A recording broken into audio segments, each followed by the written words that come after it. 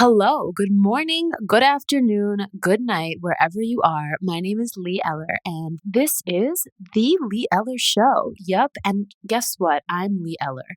So let's just get into this. I've been wanting to start a podcast for probably as long as podcasts have been out there for several reasons. Also, A, because I've got lots to say and tons of unsolicited advice to give, and B, because I love the sound of my own voice. So I was figuring that, if I love the sound of my own voice, I'm sure there are people out there who love it too.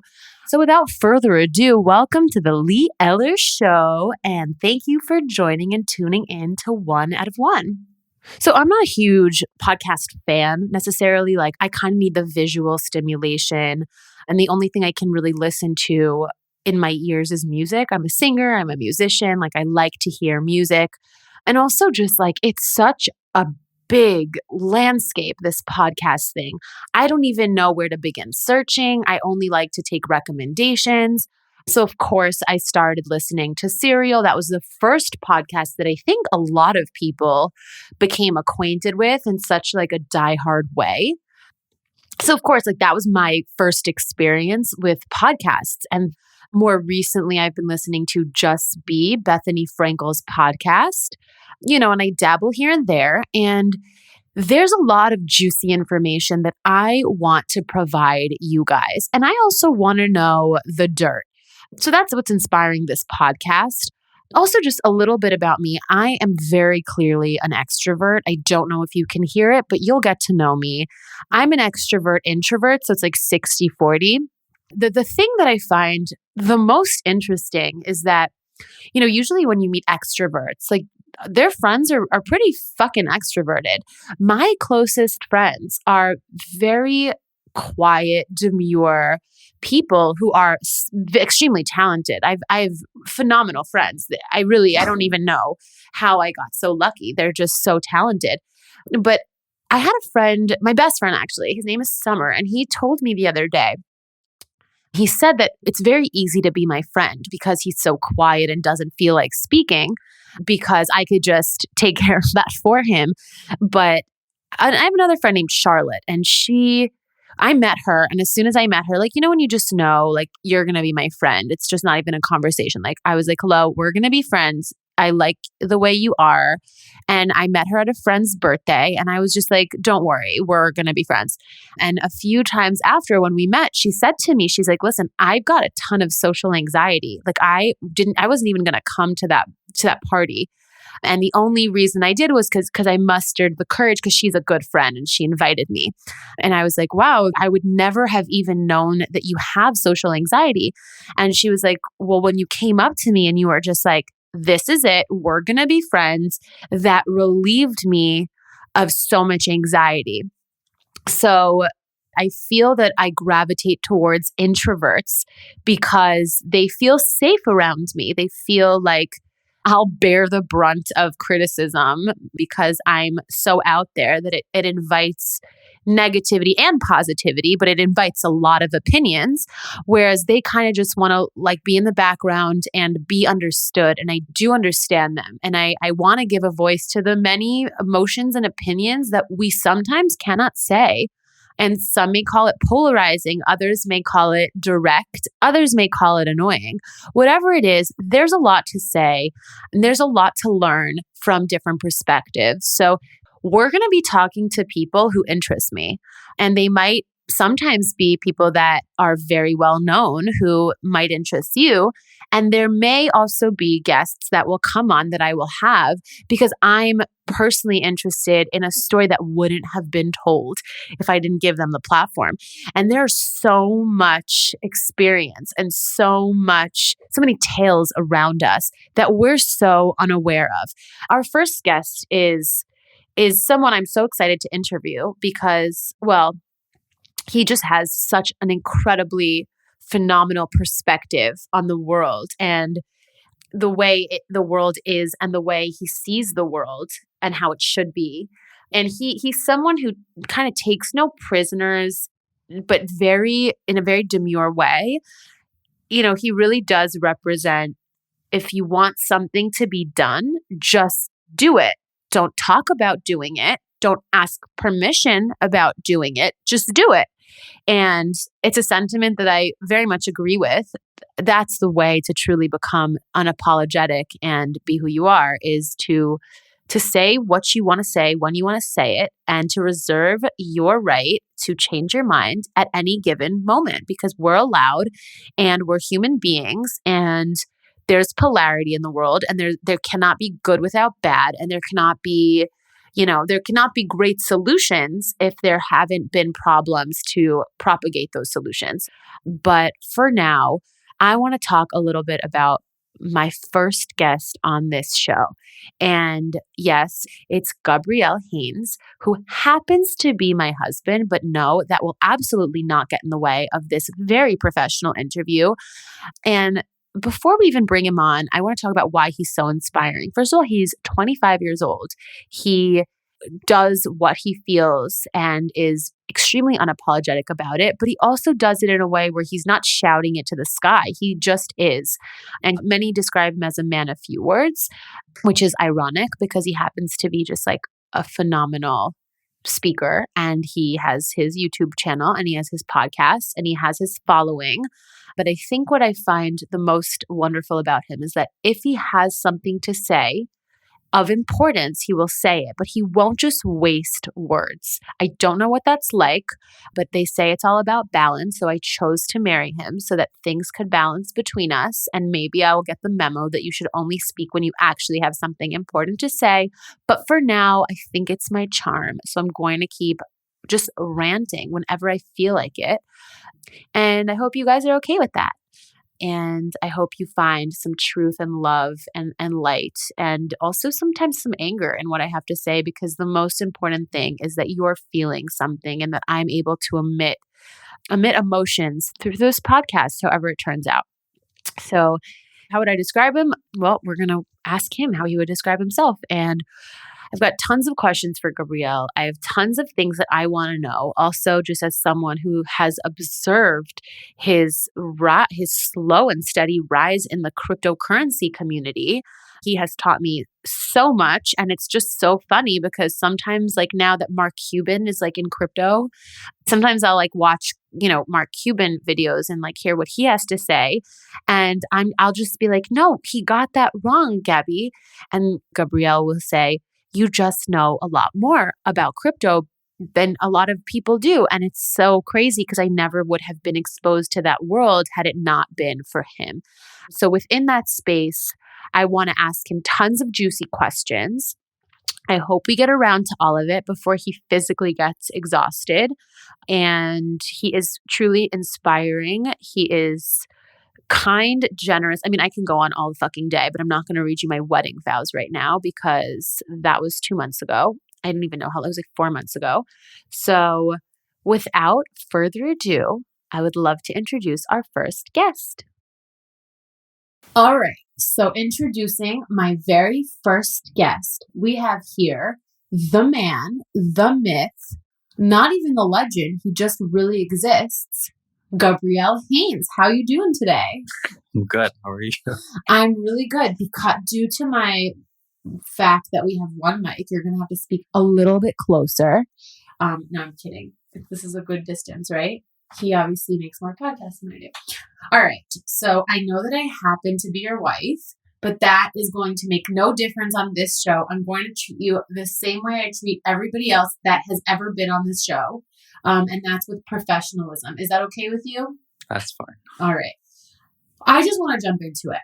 And there's all these things that I get to learn about you every day that I didn't even know, which is super fun and dynamic. And sometimes like things that are just so clear, that are so obviously in your life right now, I'll take a look and I'll be like, where did this even come from?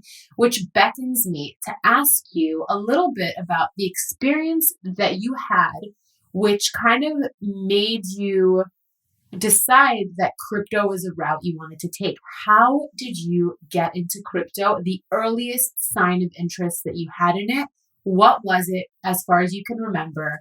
And when did you decide, like, how did you decide, this is what I got to do? This is what I need to do right now? I first got interested in crypto I remember listening to a podcast called Econ Talk, and Russ Roberts, who's the host of the podcast, interviewed somebody who I forget his name, but he was the founder of Zappo. The shoes? No, a cold storage company. And that was when I was 15. And that was, I guess, 10 years ago at this point. That was the first time I ever heard about it.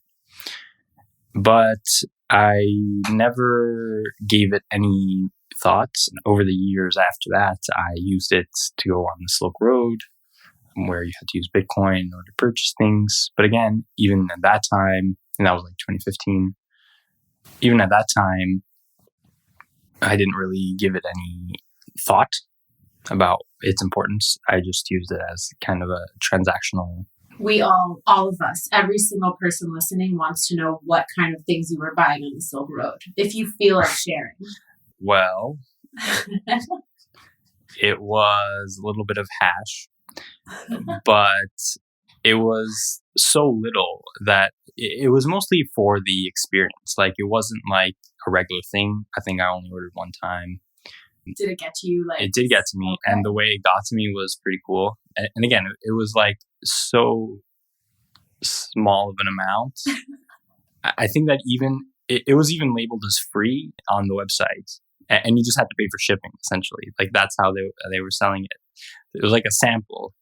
So I ordered the sample, and it was probably about this big, as far as like my. He's showing me like the pinky, very tip of his pinky. Very tip of the pinky.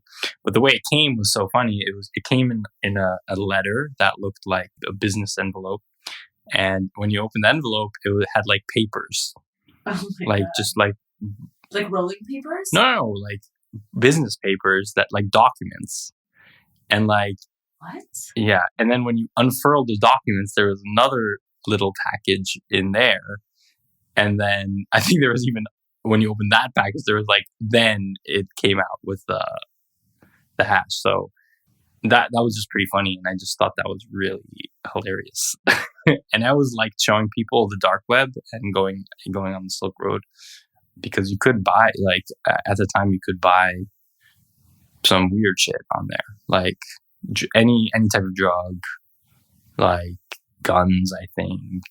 Okay, so there's two questions. One, you just said something that I find interesting, which is you didn't even necessarily need anything from the Silk Road. You just wanted to be a part of it. You say you just wanted to buy something from it. And the question is, what did it feel like? Like, why was that something you felt like you just wanted to transact inside of? Like, what was the allure of that? I mean, it was something very unique and something that most people didn't know how to use. But I was able to figure it out. Unique in what way? Just that you could buy anything? Because, I mean, like, let's be honest. You want to buy hash, you want to buy, like, weed. You can go on Craigslist and find some shady people and figure it out. But I'm curious to know. But it's online. Like, you can't do that online. It's not the same. You can't. That stuff is not something you can order online. And to be able to see it displayed like Amazon is very unique. What did that feel like? Like, did it feel liberating? Did it feel like naughty, but you wanted to be a part of it? Or did it feel like because there's something. I thought it was funny. I thought that it was really, I was entertained by it. I thought that most people, when I showed it to them, like they were like scared. They're like, "Oh, can you go on that website? Like, is the government gonna, like, seriously, not a joke." People like thought the government would come to your door for going on the website. Forget ordering. Maybe if you ordered and you get caught, of course, like illegal. But just to go on a website, what? Like, that never scared you? Because that scared me. I remember now, like, you showed me and you're like, look, you could buy you could buy kidneys on that. Like, you could buy the weirdest, well, I don't know about kidneys. Like, the weirdest things. But was it never scary for you? What is there to be scared of? You're allowed to go on the internet. It's just like going on Google. It's just a web page. I guess why I would think it would be scary is because, let's say, like, child pornography, right? Like, if your computer is, like, found and forget the Silk Road. And also, disclaimer, nobody in this room or that I interact with that I know about is into child pornography. But just let's talk about that for a second. Because if my computer were to be, like, taken by the police and they were to find child pornography on it, that's a felony. Like that's a federal offense. So I guess the fear of the Silk Road for me was at least like the concept was like, yes, even being on it was scary, not because being on it is, but like, let's say something pops up and it's like child pornography, or you somehow end up in some chat room where like they're supplying, I don't know, like guns to terrorists. Like that for me was what was like scary. But did that never cross your mind? Possession is different than just going on a browser. Like, yeah, maybe if you have possession of these things, these substances, then it's different. But I didn't have any of them. It's just a picture on a computer. Okay, so you first heard about it through the creator of Zappo. Yeah. And then the Silk Road. Like, when did the ball really continue and start rolling into the crypto world? So I've been interested in the financial crisis of 2008 for a while. And I was always interested in how that happened. And even in younger, I was interested in economics, which is where I heard about that was an economics podcast. So being interested in economics, and that ties into 2008 and how that happened and the overreach of government, and this whole idea was very interesting to me. And actually, Bitcoin was created in the wake of that in 2009. I wasn't so like Satoshi also was triggered by this event. I was a lot younger, so at the time, it affected me only from that, like in a secondary way. Like I wasn't fired from a job. I didn't lose money in the stock market because I was like 13, right? But my parents did. And so growing up, I got more interested in that time because it was such an interesting period and just exploring it. And so that leads me to the beginning of 2020 when, again, there was a crash. And again, the federal government decided to print money. And that this reminded me of something else that I was very interested in, which was 2008, and that someone had already thought about this problem and that someone already came up with a solution to actually move forward and improve, and that was Bitcoin. And from there, I started to learn more about it. And yeah, that's how I got interested. It's a combination of all those different things, of technology, of economics, and a very specific type of economics. So here's something, and I hear you talk about economics a lot because also I live with you, and also that's just a topic that's always interested you. Like, and I also find it fascinating. In textbooks, it's very boring, and in class, it's very boring. But there's a whole world that you've exposed me to, and it's so fascinating. But it seems to me when you talk about economics and finance and crypto, the word money never comes up. Like, I've never heard you talk about money. And a lot of people will have very, there's psychological effects when you say the word money. Like, that can cause stress in some people, that can cause excitement in some people, but for you, I've always found that the money was always like an afterthought. Like, I want to know your relationship with money. How do you, does the word ever come up to you, and what does that mean? And is it the same as finance and economics? Like, does it go hand in hand, or is that its own thing? Yeah, money is a part of that. I don't know, I was always interested in money, I guess, even when I was young. Like, I invested in Netflix when I was like 13, right? So that has to do with money. I grew up in Silicon Valley. It's very money driven, but it wasn't like the idea of a paycheck. I mean, I don't know if these people all around me and people that we admire, or was these people that created massive amounts of wealth, and not in a very straightforward way, like that nobody went to get a job. And so, the people that we talk about, Steve Jobs and Elon Musk and Bill Gates, and all these people, they didn't climb the ranks in a corporation. They started something new, right? And they all made massive amounts of money. And yeah, I think I wanted to make money even younger, but I don't know. I think that I was interested in incentives mostly, and why people do the things they do. Explain that more. You're interested in incentives. What does that incentives? mean? Yes. Basically, people talk about government as if it's people that are serving the nation. But at the end of the day, they're not serving the nation; they're serving themselves. People are inherently selfish, and I don't mean that in a negative way. I think we should look at it as a positive, because that's how we survive, right? If aina ni li mi li, like if I'm not for me, who is for me, right? So you have to be someone that is self-sufficient, someone that can take care of yourself and your family and the people around you, right? So the government, people in government, they're not doing anything bad. And again, they're doing something selfish, but not in a negative way. They're just people. They want to continue to improve their lives just like anyone else, right? So what you're saying is that the people that were in charge of, like, essentially the government and the treasury and whatever it is, your feeling was that even the politicians who, like, supposedly are there for us, the presidents, like, whatever it is, like, you believe that they come from a perspective where it's really self-advancement and it was less about people. Is that what you're saying? I just want to get really clear on that. They want to keep their jobs. They want to get more money. They want to continue to improve their lives, their families' lives, their children's lives. And did you feel like that didn't go hand in hand with, like, benevolence and caring for others? Or sometimes yes, sometimes no, but, like, we can't rely on them? People don't make decisions. They respond to incentives. So actions have consequences, right? And they're doing something because of something else. And when you zoom out and you look at why people behave the way they behave, it's because of they're looking to maximize their own utility, right? They're looking to maximize their own well-being.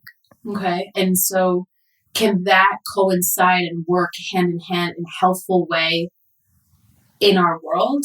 Because, and I'll tell you why I'm asking this, because it feels like cryptocurrency for me is a response to it's like a solution for a problem. And what you're saying is that, it's not their fault. People are inherently responding to incentives.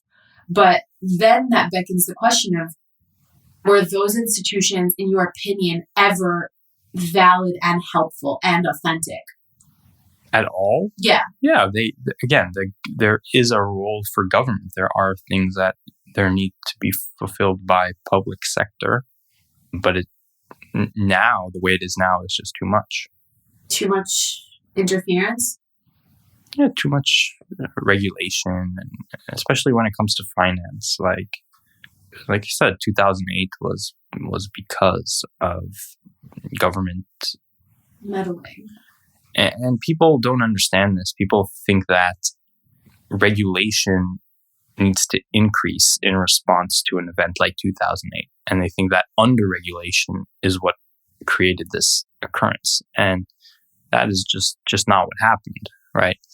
But again, I believe in the free market in the sense that if people want something, they're going to get it no matter what. Like, if you want something enough, you're just going to do it no matter what the law says or what kind of taxes you need to pay. So that's what I mean. People respond to incentives that, I don't know. That's people just want to do what's good for them. Okay, so from the very little crypto Twitter that I see only through your own eyes and lens, I kind of am noticing that there are different types of crypto people. Like from what I know, there's the red phone, who's anonymous and benevolent and truly believe that this is something greater than us. Then I see accounts that maybe I don't even want to mention because I don't want to have beef with people I don't know that much about, but where I see, like, when they're talking and they're posting YouTube videos, like, there's Louis Vuitton and just flaunting, and they're talking so much about the day trading aspect and about how easily you can make money. And then there's the people who are like, how easily you can make money from crypto, versus the people who are like, the fact that you can make money right now is great, but this is bigger than that. And so I guess the question I have is there a right way to look at crypto? Like, is something right and wrong? Is it wrong to just be in it for the money you can make right now and see it as like a propagator of like wealth and more lavish things, versus like the benevolent, red phone who like understands that it's a mass movement that will protect our future? Like, is there a right or wrong way to look at crypto in your opinion? I think you're mixing things up, because at the end of the day, this is a lot about money. DeFi is finance. But what Redphone's saying is money is very valuable. And there is a reason that people need it. It's to buy stuff, to buy food. So yes, there are different ways to make money in crypto, and there are better ways than others, right? One way is to buy a token and hope it goes up. Another way is to go to Compound and deposit your USD and start earning 10% on your dollars, right? That is a much better way to earn money in crypto. And yes, both are earning money, but one is very important. Earning 10% on your capital is very important because it allows people to have more freedom in their life, to buy things that they want to buy, to, start a business or do all sorts of different things. So that is a big deal that you're able to earn that amount of money passively. 10% on just US dollars is unheard of. But that in itself is super valuable. Okay. And do you think that there is a place for government in this? Like, how do you think that government regulation can work hand in hand with crypto? Because it seems to me like, decentralized finance, the ability to buy what you want and to regulate yourself is like really the movement. It's like, who are you to tell me what to buy and not buy? But on the other hand, we also don't want people buying heroin left and right. You know what I'm saying? So do you feel that there is like a way that government can fit into crypto? And if so, how? What is proper regulation in a situation like dealing with cryptocurrency? How can it work together in a mutually beneficial way? I don't know. I don't have an answer for that. It's not something that I think about a lot. The reason I ask is because it feels like the whole point is like, do not tell me what to do. Do not decide. Like, I tried putting money into buying crypto.com, buying some Bitcoin with my TD Bank debit card. They wouldn't let. I called TD Bank. They said to me, unfortunately, we are not allowing crypto transactions. That can't happen in the crypto world. I can buy whatever it is. It's decentralized, and also everybody could see whatever the privacy issue. I know people are working on that, but the question is like, it feels to me like cryptocurrency is inherently anti-government. So I'm wondering if that's true. I mean, it means that cryptocurrency is starting so much more than just a new way of looking at finance. That feels like it's going to trickle down to every aspect of life. Am I onto something? I mean, how would you respond to that? Crypto is not anti-government. I don't think it's not anti. That's not a good way to look at it. It's certainly not how I look at it. But I think Redphone said something interesting, which was the separation of state and money, which is a really cool idea. And again, it's not anti, it's not against anything, but there are a lot of problems that are real problems right now because the government issues the money. And it's not convenient. It's annoying. It's bothersome. It's a hassle. And it doesn't need to be like that. It's not anti-government, but this is a really good solution to take some of the power out of their hands and to allow, people to just have a little bit more flexibility in their life. That's all. It's not, again, government doesn't need to shut down. There need to be laws. There need to be police and the army and, security. These things are important, but it's too much. Okay. So we're pretty much done with that part. I want to give people a bigger picture of who Gabriel Haines is. So I want to ask some other questions. Maybe they'll tie into crypto again. Uh-oh. No, don't worry.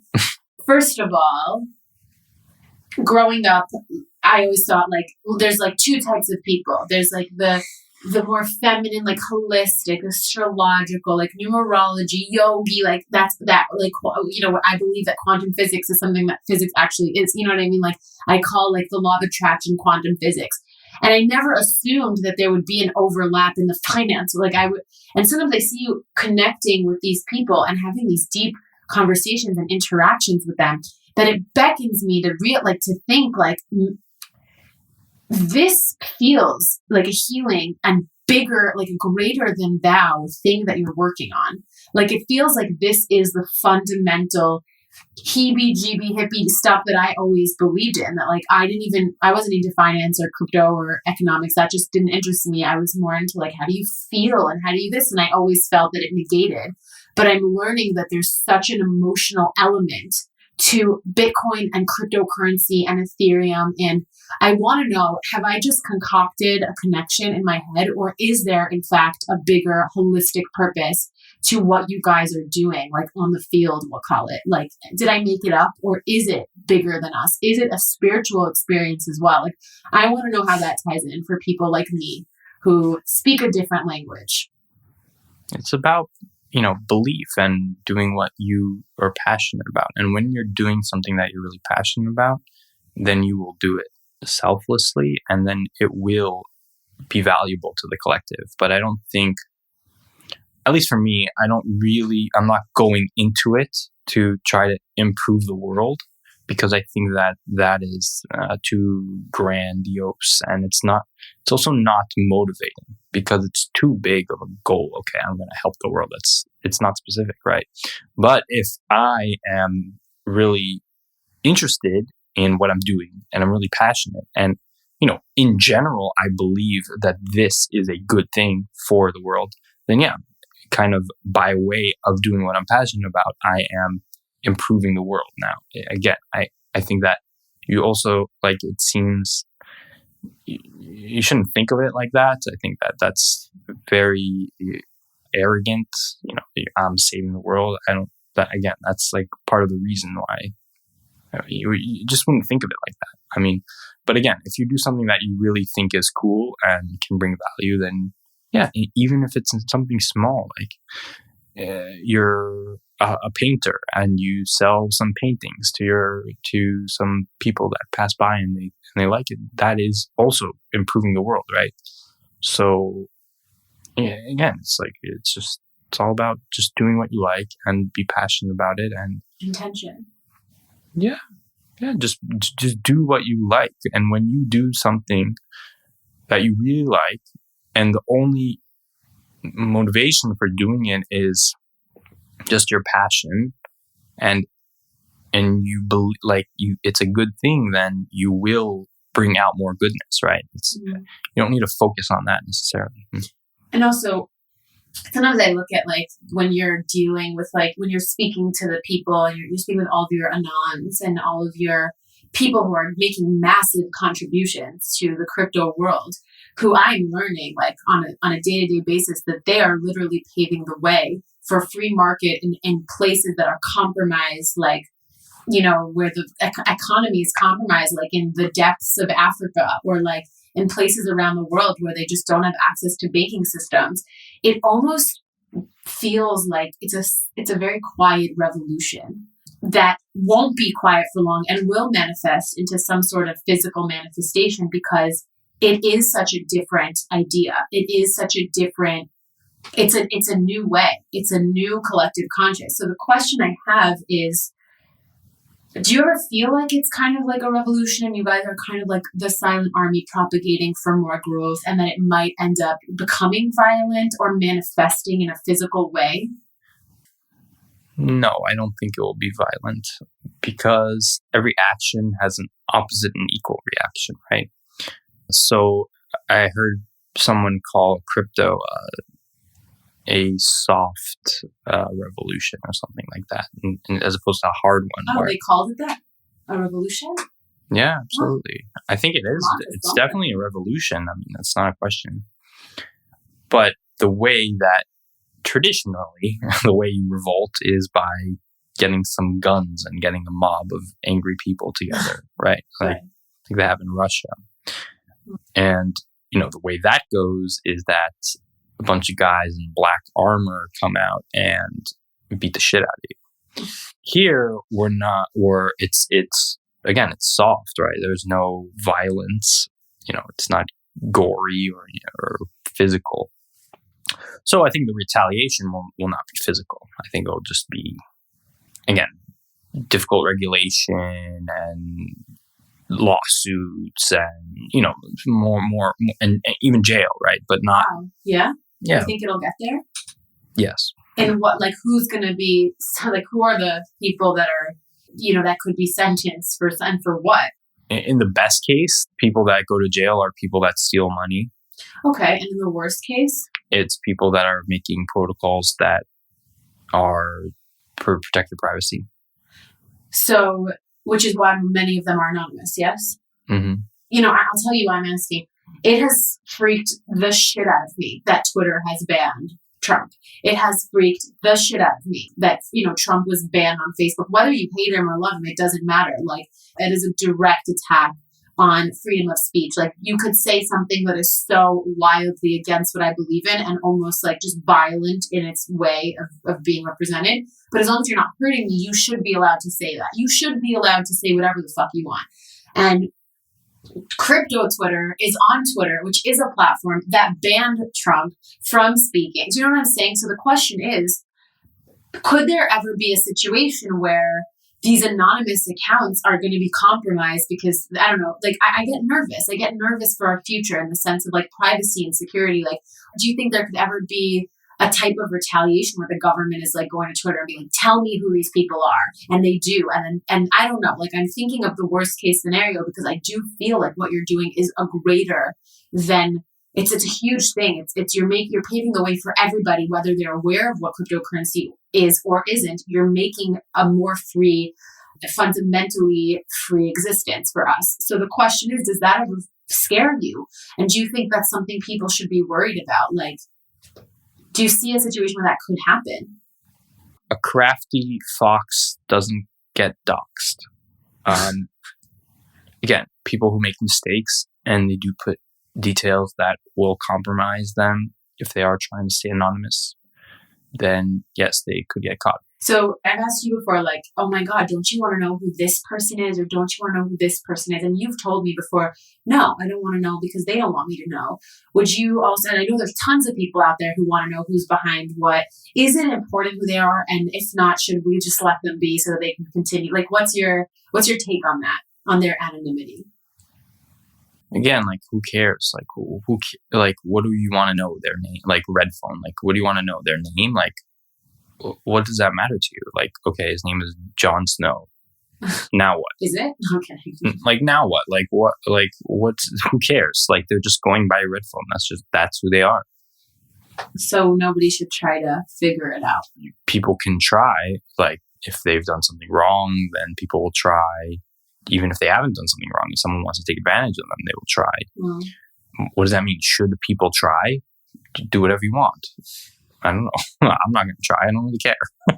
Okay. Good to know. All right. Now to the fun and light questions.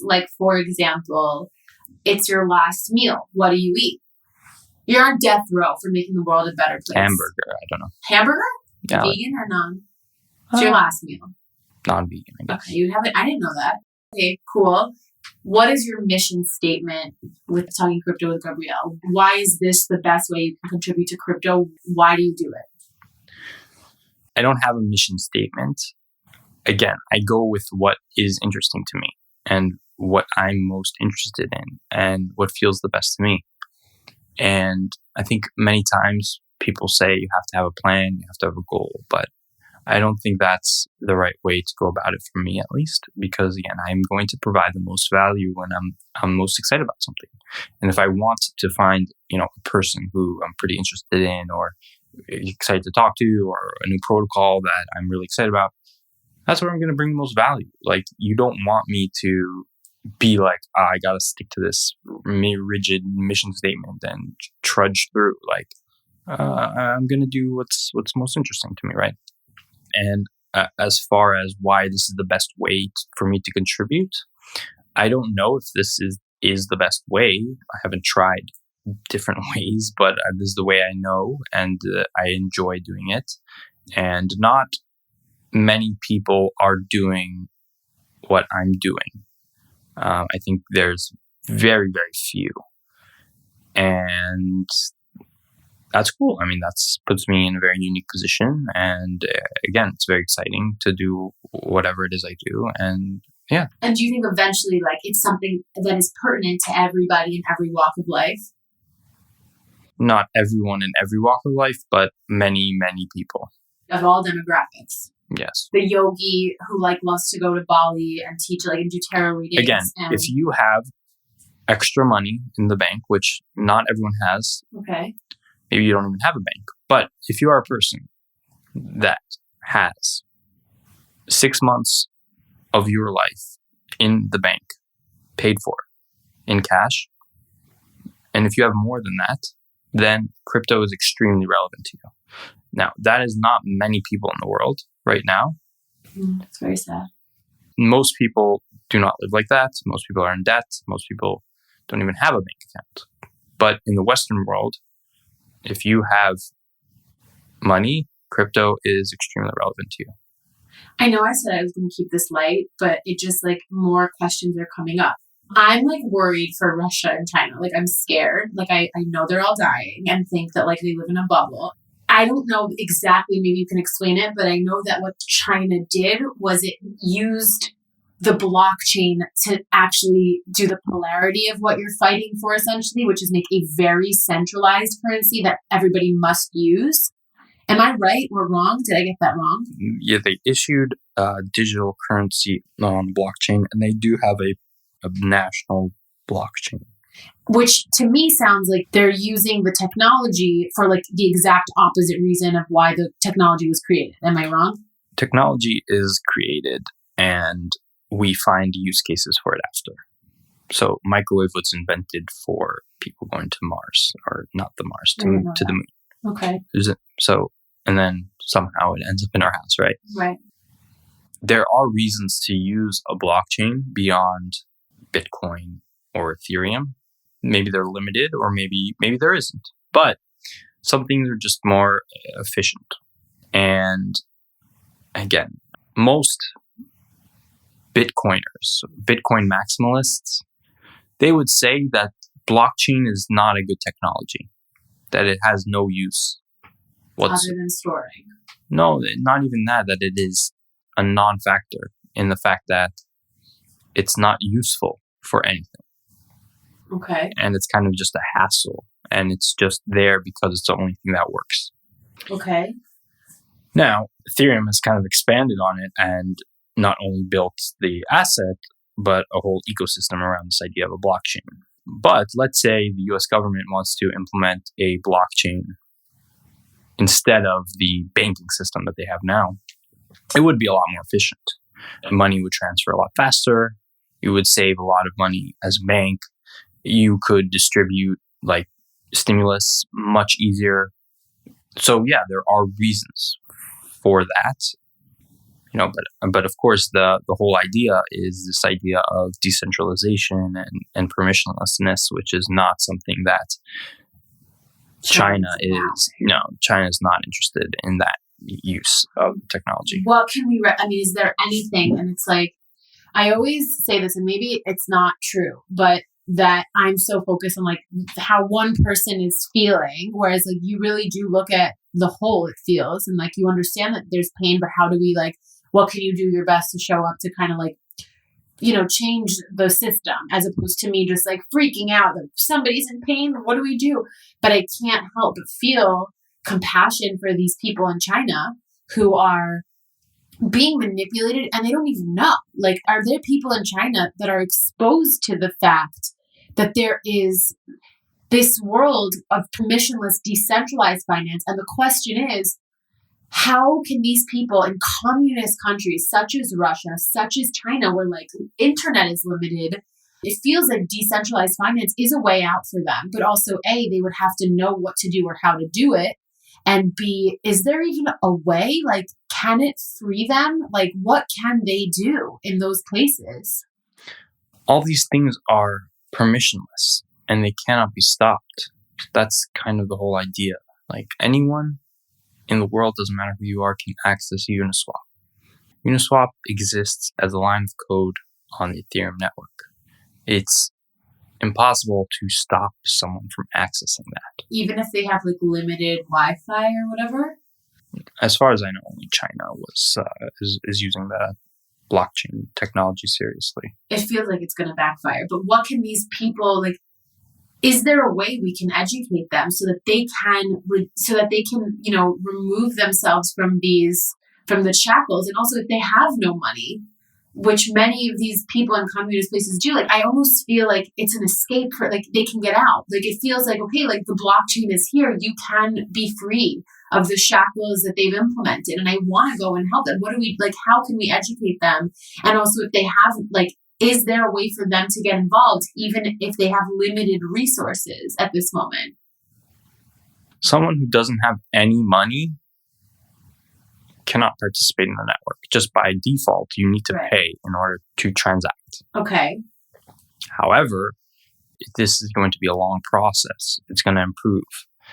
But when you say, we have this technology, like, let's look at the internet in early 2000s. In early 2000s, the United States has internet. Most people start to have internet in their homes, but this is only in Western countries. Outside of that, almost no one has, internet. But we move to 2020. Doesn't matter who you are, you have an internet connection. In the Western world? No, even just in the world at large. In North Korea? North Korea is a different situation, but I'm talking about China, Russia? Yes, they have internet. Again, the Chinese government blocks part of the internet, but that's not the point. The point is that I'm talking mostly about cost, right? Government intervention, like in North Korea, is something else. But most people have internet access, and it's growing very, very rapidly. Okay. Like, whereas in 20 years ago, that was not the case. And I don't know the statistics, but so we have internet growing, and like at the very beginning of the internet, we had this, open network, and anyone could access it, et cetera, et cetera. But it takes time to develop. And as crypto develops, the same process will happen. So right now, it's very expensive. Right now, Ethereum is pretty slow. Right now, there's all these different problems, but it's speed and cost are very easy problems to solve. When it just takes time, right? Yeah. Just like any TV, if you go back to a TV 10 years ago, it would be a lot thicker and more expensive. But as time goes on, things get cheaper and smaller. So same thing with crypto. So do you think it will trickle into these places and it will help them free themselves from the shackles? And I do believe there will be violence there because there already is. But do you think that crypto could possibly be the answer to freeing these people from these shackles that I think they don't even oftentimes know they're in? Potentially, but it just takes time. I mean, it's not just a process. I heard that podcast that you put on in the car one time with Gary Vaynerchuk and that guy who only likes Bitcoin and doesn't believe in anything else. What was his name? Peter McCormack. Peter McCormack. And one of the things, I think the thing that Gary said that the most kind of touched me, and I want to know what you thought about it, was this concept that essentially we're going into this direction where there are no countries, where there are no, because what defines a country? It's regulation, it's society, it's culture, and also it's government. But I can't help but think that even the way the prime ministership or whatever you say works, or the way the presidency works, it feels like their positions and power is going to just be so much more futile and just unnecessary. Not in no hate. I don't hate the president. I don't hate the government. It just feels like there won't be as much importance to their roles anymore because we're going into a more, and I don't want to say autonomous because that's not true either, but into a self-regulated direction where we are putting regulations on ourselves and for others because it's peer-to-peer. We could see everybody's transactions. But this idea that there might be no countries one day and it might just be a totally different world than the one we're living in. And I don't know if we'll be around to see it, but do you think that could happen? Or do you think that that's pushing it way too far and we're still going to have America be America? We're still going to have the 4-year term of the presidency. We're still going to have the treasury. What do you see? I don't know, but definitely it's going to be more globalized. The internet is the great equalizer, right? At the beginning, only very rich people had access to books and education. Now everyone has access to Wikipedia. So again, the culture will start to be defined by the internet. Everything will be defined by the internet and will be like a more global civilization. I mean, that's kind of the idea of Ethereum in itself, that it's this money that is outside of nations, and that is quite valuable. And yeah, it will. I think that's where we're headed. I don't know what it's going to look like, and it's going to take a long time, and it's going to be pretty bad along the way. But I hope for the best. I be like a senator in Nigeria said that Bitcoin rendered their currency useless and worthless. Wow. Which, I mean, he recognizes that whatever his fiat printing machine is garbage, right? Wow.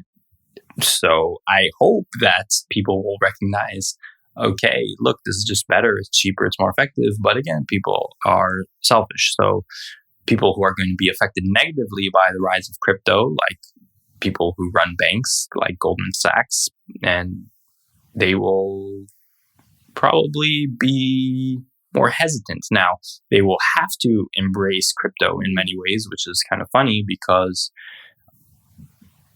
they have to provide returns to their clients. But again, just having access, it's different if they're just owning an asset rather than creating like a parallel financial system, which is what Ethereum is. But we'll see. But it's definitely going to be more global, and it already is. Does that excite you? Yeah, I think it'll be a lot more convenient, honestly. I think that banks don't serve their customers, they serve their governments, because that's just how governments are set up. If any other business treated you like a bank treats you, then you would not be their customer. But you have no other option. All right, and I want to ask you for an eloquent definition for something that we've created that I really think should be copywritten and coined, and we should make a coin actually a coin and a token. I'm just kidding, but I see you as the one of very few expose artists. And the expose artists, just so that you guys can understand, before Gabriel is going to attempt to define it, because he's very good at defining and copywriting and stuff and speaking to the point and not just like fluffing. But just so you guys understand, like, who we think is an expose artist was at the time, and I don't think so anymore, and that's a different time for different podcasts, but at a specific point in his career, Sacha Baron Cohen was an expose artist. Julian Assange is an expose artist. Larry David is an expose artist. Now, I believe in many ways I am, but not 100% because I still have a pretty big ego. And Gabriel, in my opinion, is also, he just is an expose artist. Like, he does nothing he doesn't have to speak, and he exposes truth.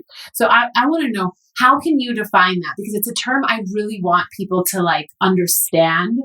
Is there a definition for that? An expose artist is a person who shows you how the world really is. Yeah, that was pretty good. Explain why Julian Assange is an expose artist. Because again, he literally showed how the U.S. government was operating in Iraq with that video. I don't remember the name of the video, but where there was a video of the helicopter shooting down just civilians or whatever. That's literally exposing what the U.S. government was doing, and probably continue to do at the time, right now. Again, same with Sacha Baron Cohen. He tries to let people behave. He leads them in a direction, but ultimately they show you who they are. Mm-hmm. And like, throw the Jew down the well. Like he starts singing it, but they start singing along. And what does that mean? He's not telling you anything. He's just showing you how the world is. Mm-hmm. Are you an expose artist? I guess, because particularly when it relates to economics, you said earlier that it was very boring and very textbook, and it's done purposefully. I think Yeah, you think? Yes, absolutely. The governments use education as a means of control. Oh, absolutely. Wait a second. Hold on a second. Is this a conspiracy theory? No, it's just the truth. Wait a minute. You think the government is aware that we're getting a shitty education about economics and we're not learning about accounting because they want to have power? Who sets your school curriculum? I fucking don't even know. That's why I'm the shocked. state. So, but is it that like at one point, once that happened and now, and like then it just continued? Like you think they're actively deciding, do not teach them economics? They should, like who is they? It's groupthink. It's just a bunch of people who are always in the same circle and they always talk about the same ideas. And they also have a lot of power. Who are these people? Government politicians, people that we're not seeing, people we don't know about. No, why? CIA is saying don't teach them economics. Hillary Clinton, Obama, like these people are together. Like these people are together. So you think that they're actively deciding don't educate them? Again, that's not at all how it is. It's a lot more subtle than that, and it's not like people are just acting in the way that is going to preserve their position. So they're not sitting around like the Rothschilds plotting, okay, now we're going to teach them this that never happened, right? It's like they're just doing what is accepted, right? And everyone accepts that you believe in Keynesian economics and that we need to stimulate the economy and print trillions of dollars because it makes them a lot of money, right? And it just keeps them in their position. And if you stood up and are like, no, we should not be doing this, then you would lose your job.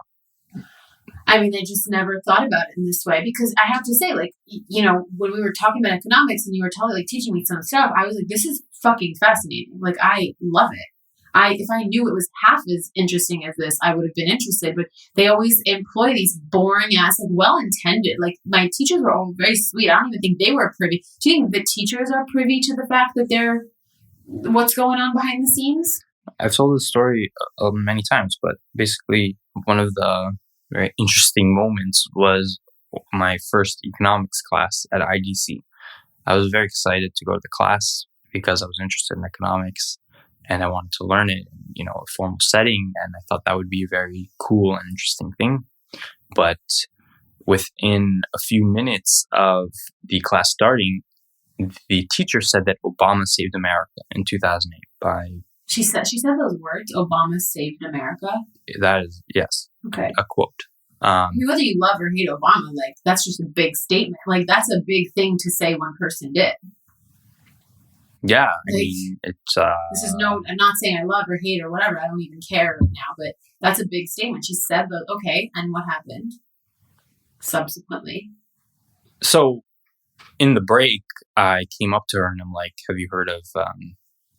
Friedrich Hayek, who's more, free market and different from the Keynesian way that Obama, like, for example, follows. Okay, and she had never heard of him, right? I said, and to me, that was just shocking because it's like, what do you mean? You never heard of the other guy, like you never heard of the other argument, and you call yourself an economics professor? Did you say that to her? No, I was just shocked. I was like, you haven't heard about like the road to serfdom, which is like a book he wrote. Like, yeah, I understand if normal people don't know what these things are, but you're an economics professor. Like, what's going on here? And I just left the class because I was like, this is dumb. Yeah, I share that. I think that's also something that we bonded over. I physically cannot remain somewhere that feels inauthentic. I physically cannot be in a place that is not true. And I guess, but it's interesting because I feel that from what I've observed, you're not actively trying to change people's opinions. Like, you don't go there. Maybe I'm wrong, and I'm asking. Feels like you don't go there. Like, if someone is telling you something and they're just, you are not going to be like, listen, that is messed up and it is like, you just kind of go where the yes is and you don't seem to focus on what's telling you no or like what's being unjust. Whereas like a lot of times I will lose sleep over the fact that someone was unjust and like the way they treated someone else or the way they did something to me or to someone else like was like inherently unjust. And this cannot exist in our world. And I often feel like you are not concerned with that.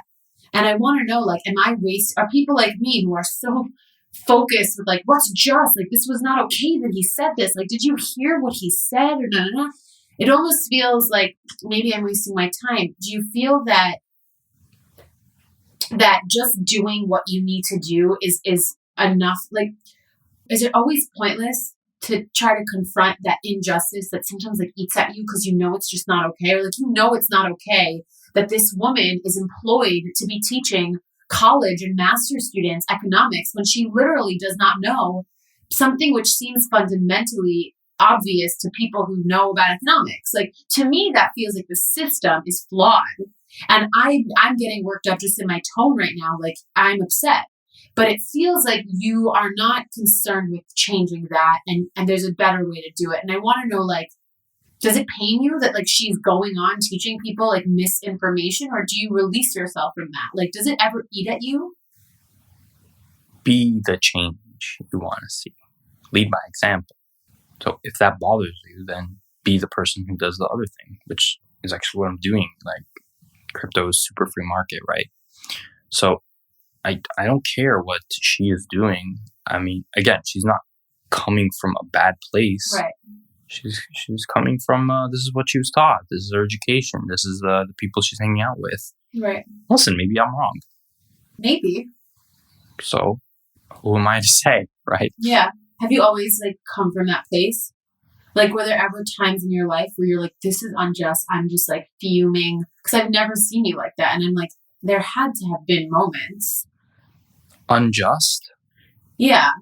Like, it is so upsetting that somebody has taken away Donald Trump's ability to speak. And everybody can hate me, like, whether you hate him or not, whether you think he's a racist, just unabashedly hurting the world, which I don't agree or not. Like, the point is he should be allowed to talk. But for people who, like, it is a big blow. Like, people, like, it sucks not to be on Twitter. You're going to lose a lot of audience, right? But, like, Alex Jones, he is also a guy that he was like one of the first people to be like deplatformed. Like, really? Yeah. How long ago? Not that long. I'll show you a video later. He's really crazy, but he's entertaining. He's really interesting. Like, he is really out there, and he says really crazy stuff. And some of the stuff he said is nonsense. But some of the stuff he says is true. It's like, he is an exposed artist. Like, one of the first things that got him famous is he went to this. You won't even believe me when I tell you this, but like, there are videos. Like, he went to this place. I don't even remember the name of the place, but it's basically a compound, a very big place, a big area where elite people go, like tech leaders, high power politicians, like senators, presidents. I forgot the name of this place, but it was all closed off. And he snuck in with a camera. Holy mother. And you wouldn't even believe what they were doing in there. Oh my God. And there's a video still out? Yes. Okay. They were doing straight up pagan idol worship. Like, they had... Shut the fuck up. Yes. I literally am getting the chills. They were dressed up in like costumes, chanting in like Latin or something. And they're literally giving like a korban, like an offering to the god of Moloch. Like, not a joke. Like Illuminati shit? Yes, like Illuminati, but like, I know there's all these conspiracy theories like Beyonce and Jay-Z are like the Illuminati, but that always sounded like a shit ton of nonsense to me. Like, you're telling me that people do this shit? Yeah, like, it's very weird. Oh my God. And he was put in jail? Or No. he was deplatformed? No, but this was a long time ago, actually, when he like exposed that. But since then, he made a talk show and a website called InfoWars, and he's considered to be very right wing. like alt-right, that's what they call it. And he says like really weird stuff. He talks a lot about Pizzagate and like Hillary Clinton with like children's blood and like all like weird shit. Like he says weird shit. I'm not gonna lie, but it comes from somewhere real. But he what he does is he takes facts and not in a like, I think that he's authentic about it. He makes a narrative about them that is very compelling and very entertaining. Wow. It's still up? Is he still alive and around? Yeah, absolutely. But he's not in jail? Or? No, but he got completely deplatformed, like off of YouTube, Twitter, and Facebook. Does that make you resent Twitter?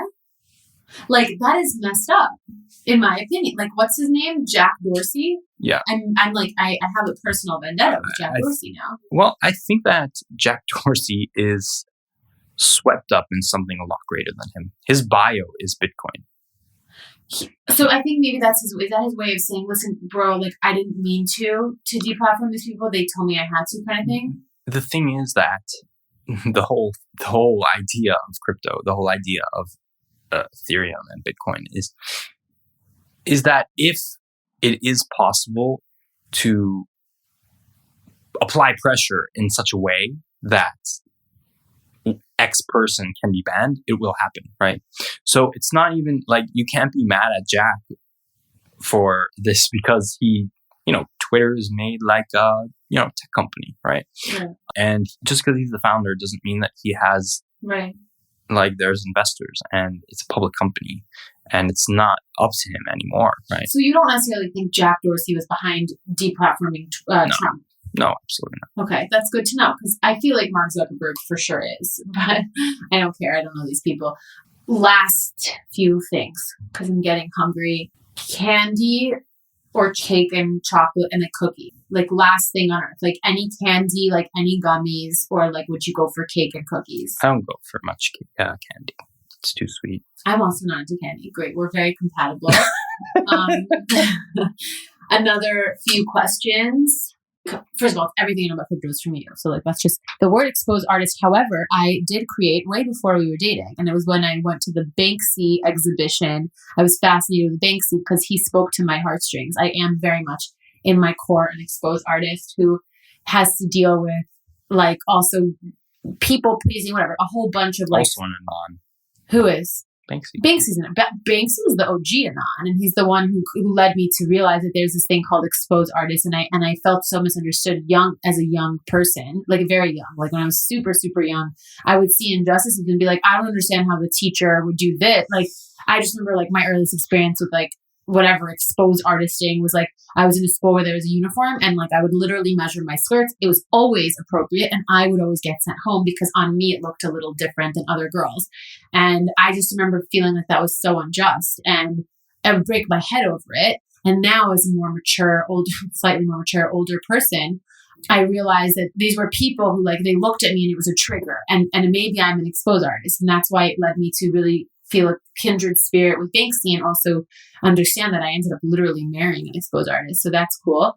Okay, last thing though. Is it silly that like now inside of me, I want people to get together and go on these missions to countries where there's like communism and go on undercover missions and educate them about crypto? Like, is that silly? Like, that's all I want to see happen right now. Is that realistic? You don't need to. The internet will do it for you. But even I don't understand it and I have access to like the internet. How will people? It's not for everyone right now. It's just not. It's too slow. It's too hard to use. But that will change. Will there be such thing as gas later on? Because now there's gas prices because the transaction fees are high. There will always be transaction fees. They might be much smaller. But again, I think that everyone who is interested and takes the time to learn can learn. I did it. Many others did it, right? There are resources to help you to understand, but you don't need to go so deep, right? There are very simple things that you can do that you could do right now that does not require much effort at all. Like I said, taking some dollars and putting it into compound finance and earning 8 to 10%. that is something that is extremely valuable and that everyone who wants to can do. Okay. So guys, learn a little bit about compounding your finance. I guess for people getting into crypto for the first time, other than your own channel, like if you have one channel to give them so they can learn a little bit about like how to get into it, can you recommend like a YouTube channel that you think is very like approachable? Yeah, DeFi Dad is definitely the person I learned from. However, he has been working with a Supermassive, who I'm going to do an interview with, and they together on the Defiant channel made some really nice basic videos. So definitely check both of them out. Defiant is the best crypto outlet, content creation platform. I think their content is super high quality, very entertaining. Of course, Bankless is definitely another one that helped me a lot and I learned a lot from. So I said one and you guys got three. You're welcome. So DeFi Dad. They're all connected though. Defiant and Bankless. And where can people find you? You can find me at Gabriel Haines on Twitter. You can email me at gabrielmhaines@gmail.com. If you go to YouTube, you can find my channel, Gabriel Haines, there as well. Mm-hmm. Yeah, I have a Telegram group, which is in the description of both my Twitter and the YouTube, and there's almost 1,000 people in there now. Wow. And that is a great place to ask questions and just talk about crypto. So, yeah. And do you think Elon Musk has a healthy sex life? He didn't tell me. Thank you so much. Also love you. And also just like, thank you so much. You can find him on Telegram. You can find him on not MySpace. That's a thing of the past. Where can people find you? They can find me here. So that was that. Thank you guys. Thank you, Gabriel. That was truly insightful and inspiring. And I recommend all people in partnerships or with friends or with husband and wives to maybe, even if it's not on a podcast, take a minute, or in this case, an hour and a half of your day to kind of explore the person or people that you spend the most time with from different perspectives. And instead of speaking coming from your own shoes with regards to them, putting yourself in their shoes and trying to understand how their brains and emotions and worlds look and appear. I think that effective communication is one of the ways that we are going to solve many problems on this earth. And I think that cryptocurrency's fundamental basis is actually the internet, which is created so that we can communicate. And the irony of it all is that some of these anonymous accounts are also producing some of the most effective communication on the planet in order to help our society just reach new levels and new heights. And it's it makes me a little bit, it's bittersweet because I'm so excited to see how our world will advance. Like, we're living in unprecedented times with unprecedented types of pandemics, with unprecedented speed of communication and social media. And cryptocurrency is spearheading a new future that in many ways will offer such better, more wholesome, more proper ways of existence. So the point is, speak to those that are around you, speak to the ones that you love, the ones that sometimes you don't care for too much, and come from a place of curiosity and be excited to learn something new. And yeah, that's the way that I can vow that I will help connect with you guys, will be to bring with me some perspective and meet some people and try to ask the questions that I want to know. Like, I want to know who you are. I want to know why you tick the way you tick, like who made you this way. And, my questions and my interview skills undoubtedly or indubitably will get better. So I hope to bring to you guys only the best content and the best knowledge. And I am very grateful to be your humble messenger today. Thank you. Please subscribe. Please write positive feedback. Also, negative feedback if it's constructive. Also, if you feel like just shaming me for whatever reason, that's fine too. I will have to do my inner work and make sure that it does not debilitate me for far too long so that I'm feeling incapacitated. Thank you and have a phenomenal rest of your day or evening, and we will tune in next week.